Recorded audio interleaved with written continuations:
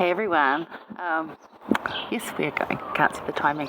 So, welcome to my garden again. Here we are for another week of Come Follow Me. Really cool, we're in sections 98 to 101 this week. It's warming up, lost the jersey, and got the sunnies on again of course because it's so bright, but it's so beautiful. It's really nice here. Entering spring, officially spring, right? Okay, so section 98. Now section 98 is really kind of cool. This whole week is around how to deal with that persecution and that hatred that comes at you, which I think we could all do with right now, because even if it's not about church, it's just in general the persecution and the hatred that comes towards you, right? This particular time, this is when the saints in Missouri were driven out, and horrible stuff. And if you want to read about that, go look at Saints, go look at Revelations in Context, and church website has some great stuff on that. We're looking more at how we can apply those verses now. That's what we do here. So Section 98 is given to Joseph Smith while he's not even near Missouri. He's in he's in Kirtland still. He's about to leave to go over to New York, up to Canada. So he's still in Kirtland. Now, historians have agreed that the date that this was given, there's no way he could have known what had happened yet in Missouri. He knew that it was bad up there, maybe not quite to what level, and he certainly did not know that this had happened. So quite apropos, really, quite appropriate, quite on time. And you can see this is another really good example of how revelation is given for that circumstance as that circumstance happens. Because these things arise randomly sometimes, or this one was coming, but we didn't exactly know. They didn't exactly know when or how bad it was going to be. So this is about that. We're going to look at verses 1 to 3 and tie it in with 13. So 1 to 3 says, "Verily I say unto you, my friends, fear not.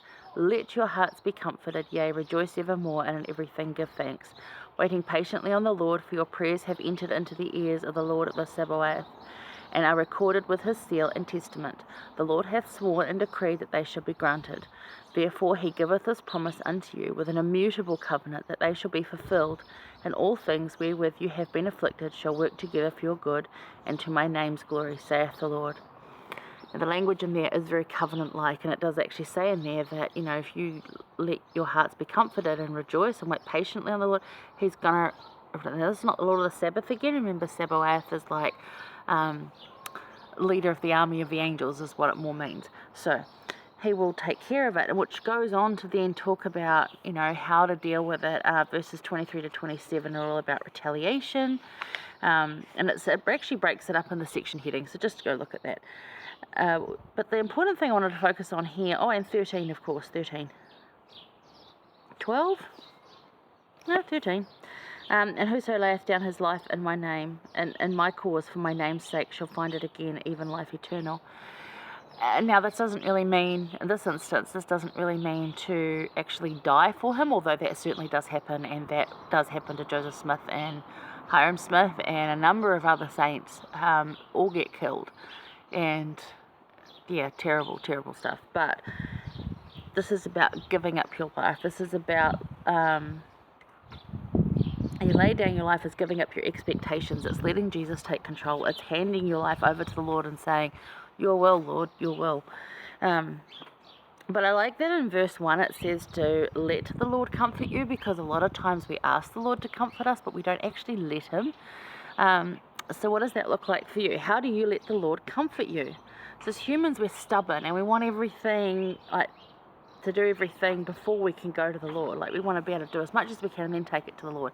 It really doesn't work that way. And now I've taught this, a lot of people teach this, and still yet somehow it doesn't get through our thick heads, including mine. And I'm teaching it, so but what we fail at is letting him in at the beginning so he can help comfort us the whole way. So if we can let him in at the beginning and say, okay, this is the journey I'm about to take. You know that I'm on this journey. Help me along the whole way. Rather than just stubbornly trying to do it yourself and then go, "Lord, I'm failing at it, come help me." If you take that help at the beginning, so much better. He can help and comfort us the whole way, absolutely. He's there wanting us to let him in. So how do you do this, right? So I ask him every morning in prayer and invite this promised comfort in, and really make that concerted effort to talk to him about everything, which is what we're going to talk about in the rest of this, including handing it over to the Lord, which is what we're going to get to in insight number 2.